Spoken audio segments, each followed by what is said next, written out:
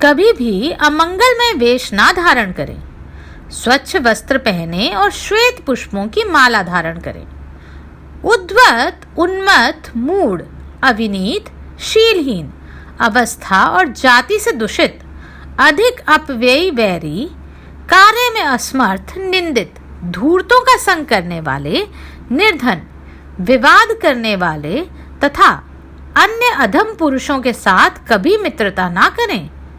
सुहृद, यज्ञ दीक्षित, राजा, स्नातक तथा ससुर इनके साथ मैत्री का भाव रखें और जब ये घर पर पधारें तो उठकर खड़ा हो जाएं। साथ ही अपने वैभव के अनुसार इनका पूजन करें। प्रतिवर्ष अपने घर आए ब्राह्मणों का वैभव के अनुसार स्वागत सत्कार करें।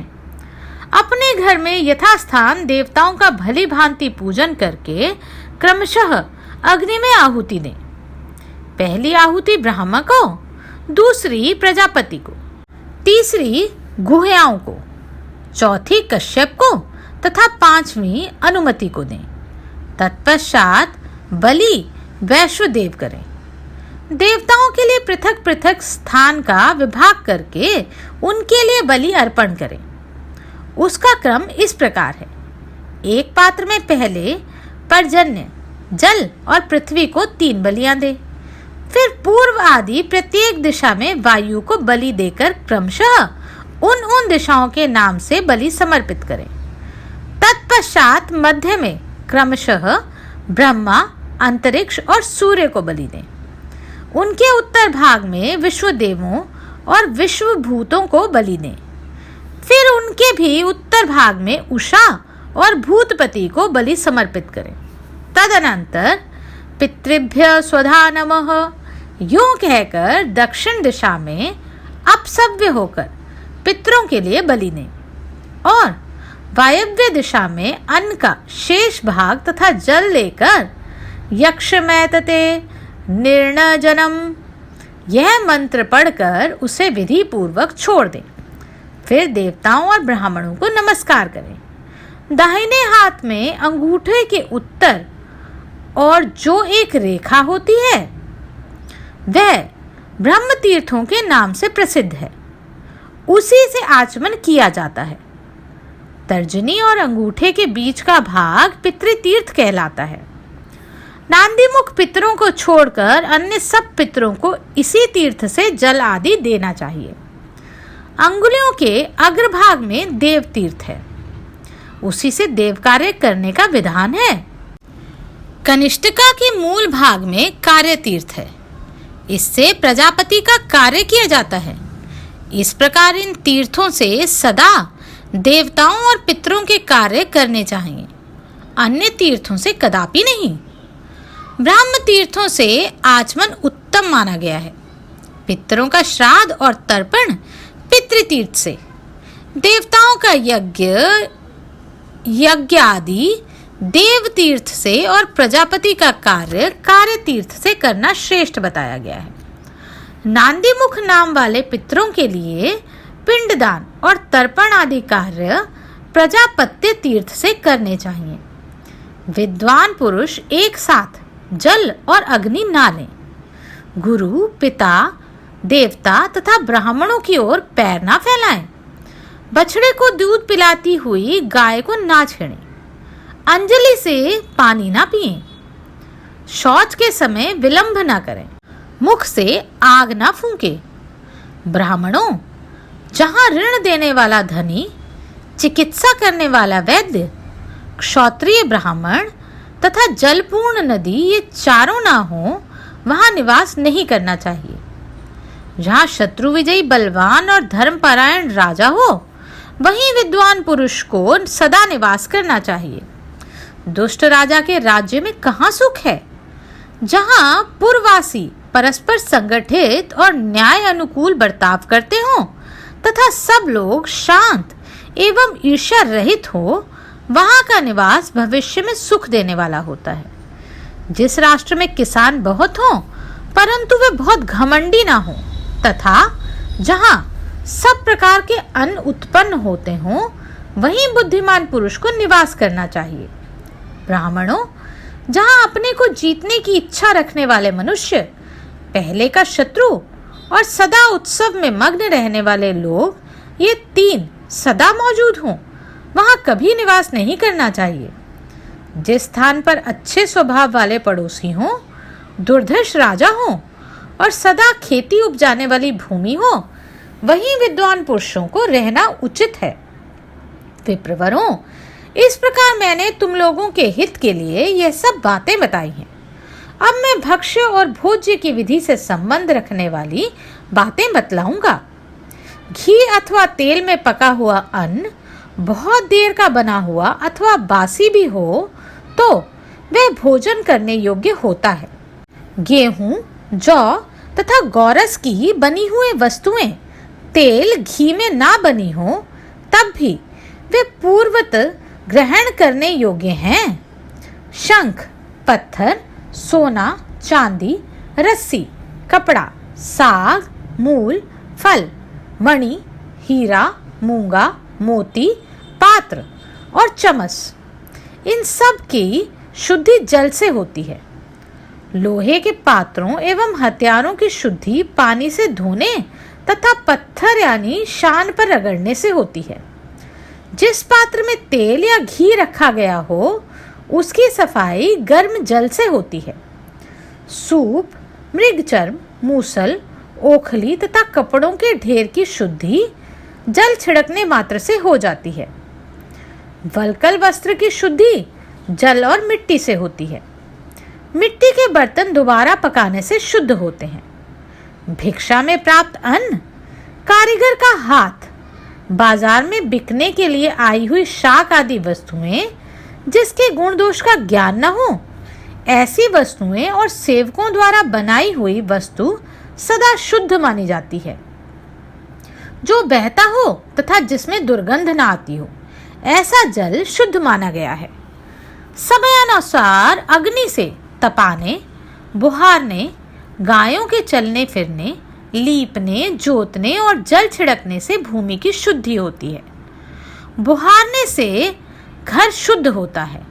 जिसमें बाल या कीड़े पड़े हों, जिसे गाय ने सूंघ लिया हो तथा जिसमें मक्खी बैठी हो, ऐसे पात्र की शुद्धि के लिए राख, मिट्टी और जल का उपयोग करना चाहिए। तांबे का बर्तन खटाई से, रांगा और शीशा जल से और कांसे का बर्तन राख और जल से शुद्ध होता है। जिस पात्र में कोई अपवित्र वस्तु पड़ गई हो उसे मिट्टी और जल से तब तक धोए जब तक कि उसकी दुर्गंध दूर ना हो जाए, इससे वह शुद्ध होता है। धूल, अग्नि, घोड़ा, गौ, छाया, किरणें, वायु, भूमि, जल के छींटे और मक्खी आदि, ये सब अशुद्ध वस्तु के संसर्ग में आने पर भी दूषित नहीं होते। बकरे और घोड़े का मुख शुद्ध माना गया है, किंतु गाय का नहीं। बछड़े का मुंह तथा माता का स्तन भी पवित्र बताया गया है। पेड़ से फल गिराते समय पक्षी की चोंच भी शुद्ध मानी गई है। आसन, शैया, सवारी, नदी का तट तथा तृण, ये सब बाजार में बिकने वाली वस्तुओं की भांति सूर्य और चंद्रमा की किरणें तथा वायु के स्पर्श से शुद्ध होते हैं। सड़कों और गलियों में घूमने फिरने, स्नान करने, छींक आने, हवा खुलने तथा वस्त्र बदलने पर विधि पूर्वक आचमन करना चाहिए। पक्की ईंट के बने हुए चबूतरे आदि में यदि कोई अस्पर्श्य वस्तु, गलियों की कीचड़ या जल आदि लग जाए तो उसकी शुद्धि केवल वायु के स्पर्श से हो जाती है।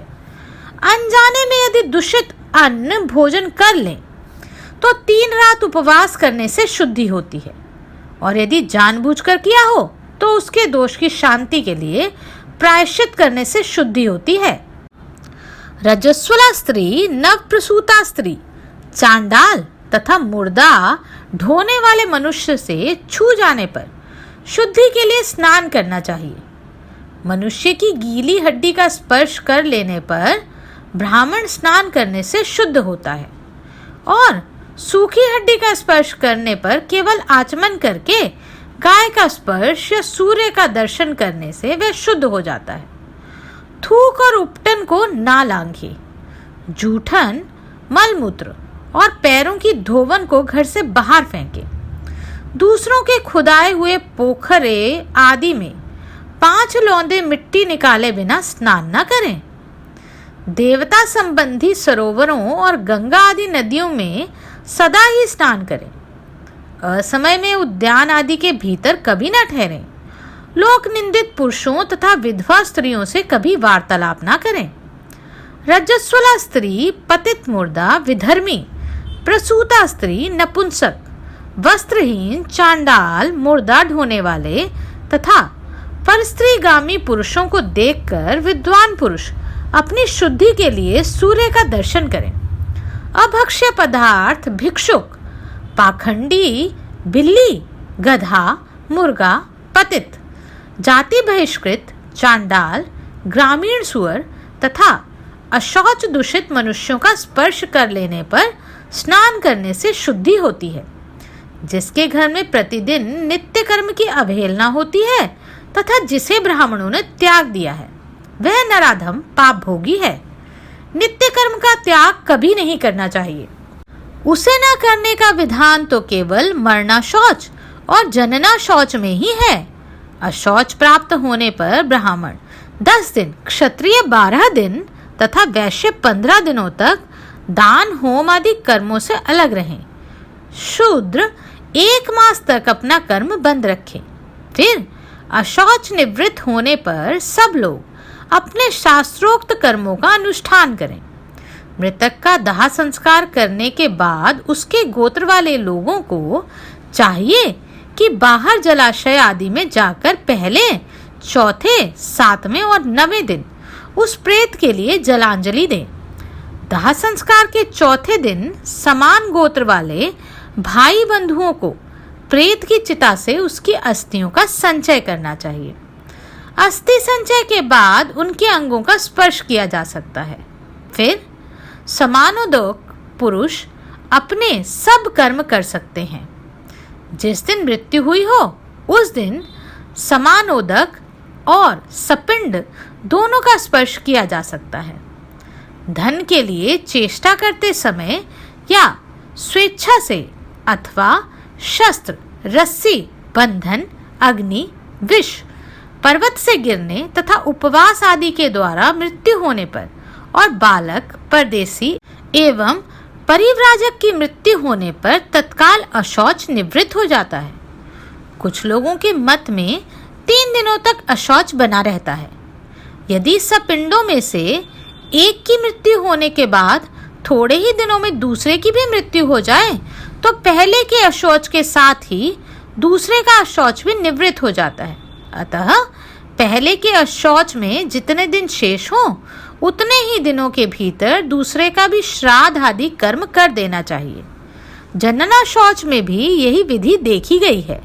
सपिंड तथा समानोदक व्यक्तियों में एक के बाद दूसरे का जन्म हो तो इसी प्रकार पहले के साथ दूसरे का अशौच भी निवृत्त हो जाता है। पुत्र का जन्म होने पर पिता को वस्त्र सहित स्नान करना चाहिए। उसमें भी यदि एक के जन्म के बाद दूसरे का जन्म हो जाए तो पहले जन्मे हुए बालक के दिन पर ही दूसरे की भी शुद्धि बताई गई है। अशौच के बाद क्रमशः 10, 12, 15 और 30 दिन बीतने पर ब्राह्मण, क्षत्रिय, वैश्य और शूद्र अपने अपने शास्त्रोक्त कर्मों का अनुष्ठान करें। अशौच निवृत्त होने पर प्रेत के लिए एकोदिष्ट करना चाहिए और ब्राह्मणों को दान देना चाहिए। लोक में जो जो वस्तुएं अधिक प्रिय हों और घर में भी जो वस्तु अत्यंत प्रिय जान पड़े उसको अक्षय बनाने की इच्छा रखने वाले पुरुष को चाहिए कि वह उसे गुणवान पुरुष को दान दे। अशौच के दिन पूरे हो जाने पर जल, वाहन और आयुध का स्पर्श करके पवित्र हों। सब वर्णों के लोग प्रेत के लिए जलदान और पिंडदान आदि का कार्य करें। तदनंतर अपने अपने वर्ण धर्म का पालन करें। इससे इस लोक और परलोक में भी कल्याण होता है। तीनों वेदों का प्रतिदिन स्वाध्याय करें। विद्वान बने, धर्मानुसार धन का उपार्जन करें। उसे यत्न पूर्वक यज्ञ में लगाएं। जिस कर्म को करते समय आत्मा में घृणा ना हो और जिसे महापुरुषों के सामने प्रकट करने में कोई संकोच न हो, ऐसा कर्म निशंक होकर करना चाहिए। ब्राह्मणों, ऐसे आचरण वाले गृहस्थ पुरुष को धर्म, अर्थ और काम की प्राप्ति होती है तथा इस लोक और परलोक में भी उसका कल्याण होता है। यह विषय अत्यंत गोपनीय तथा आयु, धन और बुद्धि को बढ़ाने वाला है। यह सब पापों का नाशक, पवित्र तथा श्री, पुष्टि एवं आरोग्य देने वाला है। इतना ही नहीं, यह कल्याणमय प्रसंग मनुष्यों को यश और कीर्ति देने वाला तथा उनके तेज और बल की वृद्धि करने वाला है। मनुष्यों को सदा इसका अनुष्ठान करना चाहिए। यह स्वर्ग का सर्वोत्तम साधन है। सम्यक श्रेय की इच्छा रखने वाले ब्राह्मण, क्षत्रिय, वैश्य और शूद्रों को यत्नपूर्वक इन सब बातों का ज्ञान प्राप्त करना चाहिए।